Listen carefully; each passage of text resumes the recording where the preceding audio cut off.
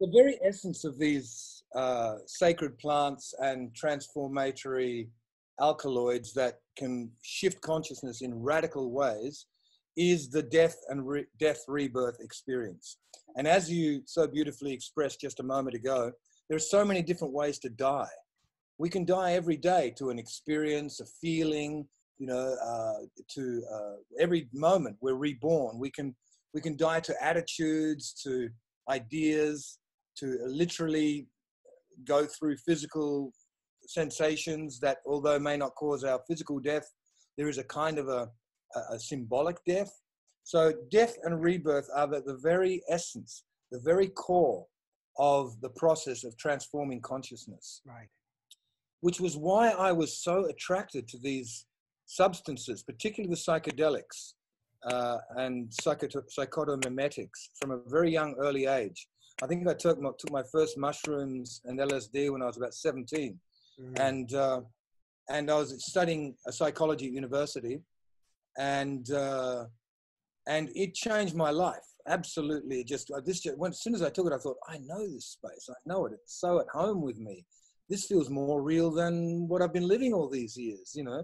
So I felt very, very at home in that space. And if somebody had said to me, oh, you're going to make, you know, that's what you're going to be doing later on, I would have laughed, because I'd never had the idea that one could actually, that this would be a bona fide way of teaching.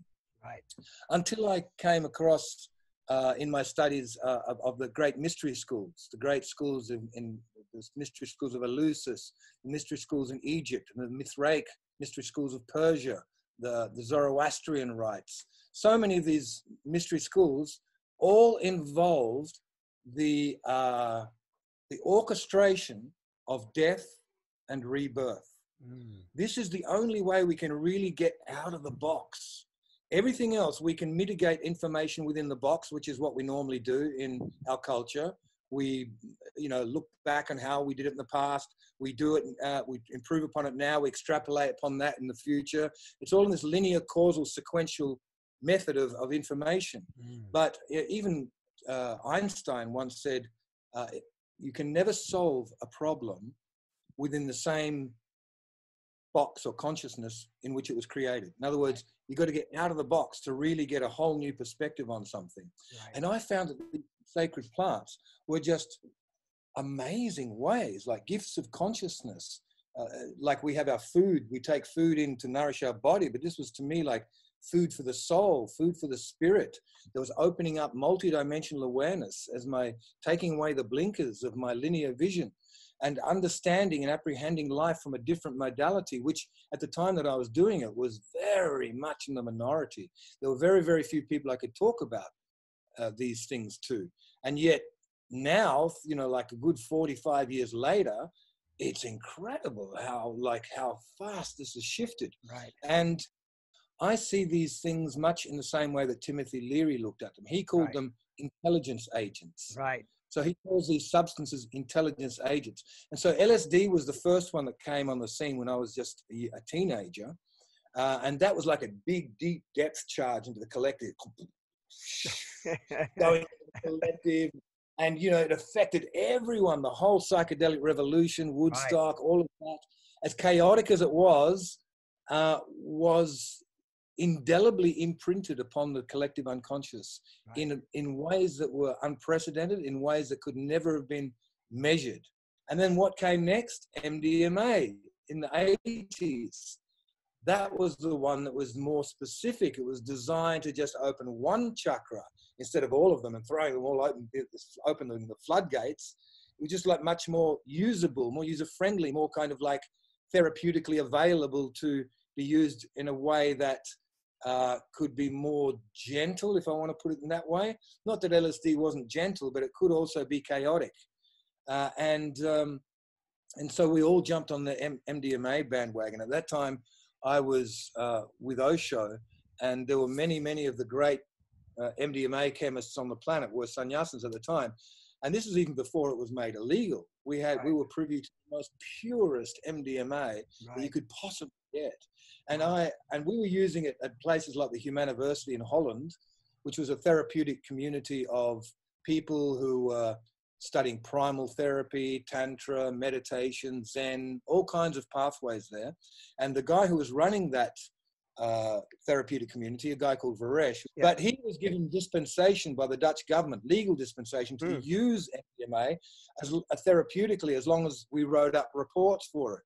So we would have like situations where we had 300 people taking it all at the same time, and then opening up. We were all doing one-on-one exercises, eye gazing, doing all kinds of therapeutic work with it. We weren't just taking it and goofing off. In those days, we were using it therapeutically, and we had amazing results, really incredible. Just because these things are teachers, and used with respect and used with awareness, they really can open up. Like in the case of MDMA, it opened up the domain of the heart, where suddenly we could feel that, and it would immerse you into the frequency of the heart. And you go, okay, yeah, well, people would say, yeah, but it's just the drug making you feel like that. Well, yes, it does. But if you immerse again and again and again into that space, then by immersing yourself within it, you start to learn how to generate it. Exactly. Because all these substances are teachers. And if you are a good student and you're learning, then you will learn how to generate that frequency on the natch by yourself. But it's good to have the teacher to immerse you into high levels of those frequencies, so you know what it is, so you can experience it, you know it, you can taste it, you know the feeling, rather than it just being an intellectual understanding or something that you're chasing that you might get further down the track.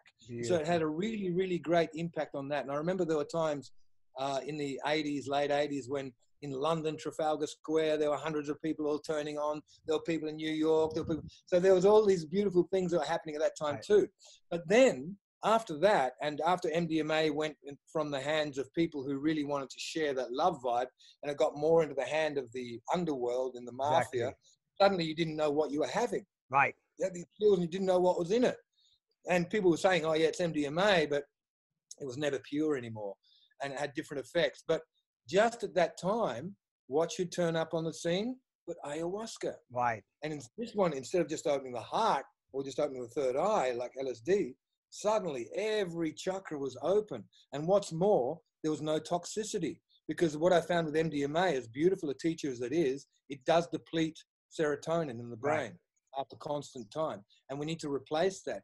And one of the qualities of ayahuasca is that it increases platelets in the brain and increases serotonin in the brain.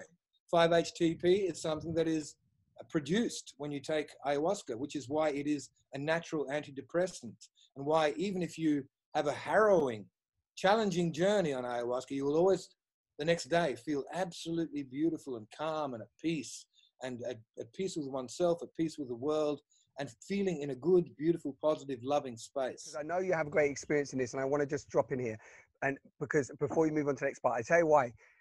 Is it because people have started to abuse ayahuasca? And so what you're just saying, I'm hearing from that purity, and what I'm hearing a few times now when people are showing up is they're having a bit of a harrowing after effect, and because the shaman or the person holding the space has been not I don't want to blame them, but I'm saying this is the stories that have come to me that have not supported the integration process. Now, yeah, Brian, but I just wanted to bring that in there because there's a lot of people at the moment going, oh, you know, everyone's thinking ayahuasca is the savior, and some people are jumping in there with a wrong intention, and they're coming out the other side feeling bloody, you know, more damaged than they went in. But anyway, very good that you brought that up, because it's a very real consideration in these times. You see, with all of these things, the same thing happened with LSD, the same thing happened with MDMA. There is a honeymoon period where when you jump into that first cycle, it's just, goodness, light, love, all of that. But then because we live in a 3D space-time world, there comes a point where you're going to have to confront the shadow. The shadow aspect, the same thing. And, you know, I heard of people like abusing MDMA as well and abusing LSD. And certainly I've come across lots, because I work with ayahuasca, and it's a pet thing of mine, of people who should never be giving the medicine, who are giving the medicine, who've just stepped up to that with not having had any training or not having any awareness or any calling for that matter. It's a calling to work with these plants. It's not something you decide to do. It's something that you kind of get drawn towards, kicking and streaming, if you like, because it's because you're called to it. It's a vocation. And if it's anything less than that, then you can be causing harm. And my advice to people who want to approach ayahuasca is always, it's not about the ayahuasca. It's the hand that gives you the ayahuasca. Really check that out. That's the important thing. If you don't trust the hand that is giving you ayahuasca, don't drink with that person.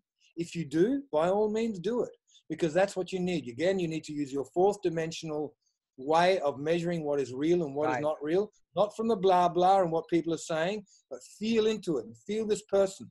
That's why at the beginning of every ceremony that I did in the early days, I would talk for an hour about the history of ayahuasca, the usage, you know, the traditions, not just to give information, but just so people would have time to feel into who am I? Who is this person giving me ayahuasca? And if anybody felt that they didn't trust me, then they could just leave. And but generally in those moments, people go, yes, I trust this person. And if that is the case, then the session will go off without a hitch. Insofar as you have somebody in the group going, oh, I don't know where this guy's coming from. What's this? Is this good? Is it bad? You know, then it can be a problem. And I think that more than that, if you extrapolate from there again, there are some people who are coming into this story because they perceive it to be glamorous. Right. They perceive it to be something that they'd like to be, a shaman, you know, or whatever. Right. And these images and ego projections that if they only knew the truth, they would be never befooled by, because it's a very, very big undertaking to be giving ayahuasca to anybody. And unless you're fully prepared to be fully cognizant and fully respectful and fully present with that undertaking, then don't do it, because not only will you be doing others harm, but you'll be doing yourself harm. Because every time you give somebody that cup, you are taking on responsibility for their karma. And I want to be absolutely, clear about that. That's the truth. That's why my teachers told me never give ayahuasca to anybody unless you are there to take care of them. Or unless it's somebody who's, you know, really well and who's a student, or someone who you know is deeply experienced, then it's okay. Because it's so easy. This medicine is a portal. It's like the knife image I was using before. It is a portal to the worlds of light, the realms of light. And it doesn't have any judgment about where you go. And in the fourth dimensional plane, the astral plane, the realms of light, are still dualistic phenomena. You still have all the lords of light and all the lords of darkness and everything in between. So it is still dualistic, just a lot more elastic, plastic, a lot more permeable to thoughts and feelings than the physical domain, but nonetheless still dualistic. So in other words, when you open that portal, why you need a shaman is because a shaman knows through his own intention or her own intention, and through their songs and sounds and frequencies, how to find your way to those parts of the astral plane that can be beneficial and be healing to the people that you're serving. And in that way, bless them through the magic of the medicine, through this ecology of souls that you connect with in the astral, to bring their blessings into the circle, to bring healing, to bring the gift of multidimensional awareness. But if you get some idiot who is not really cognizant of those realities in the first place, who then goes, oh, I've got some ayahuasca, here, take some, and they're opening up the portal, and they're singing some songs that they don't even know what they're saying. They're singing some icaros that they've found online or that they've listened to, and they're not even clear on what they're calling into the circle.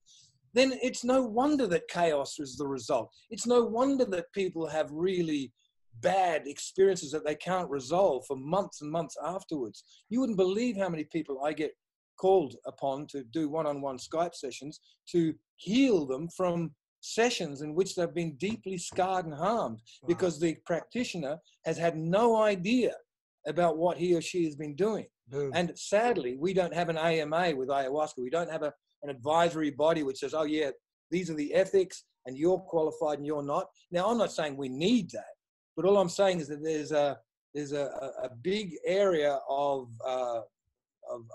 vagueness where people can just decide that they're going to give the medicine, and then what you get in a session is the amplification of the shaman or the practitioner's own energy field. So I've been into some sessions where they've been absolutely chaotic and really horrendous and an ordeal to be present in.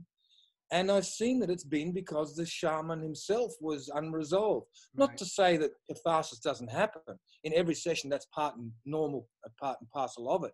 But I'm talking about the general tone of the session, the general way that it is. And if it's being held correctly, it should have like a temple-like space, a space of high frequency, a space of the heart, of love, of transformation.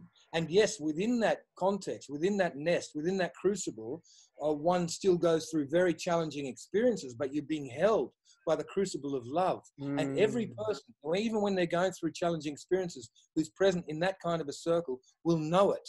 They will know in the same way that you were talking about knowing before, it's okay for me to go through this. It's okay for me to go open myself.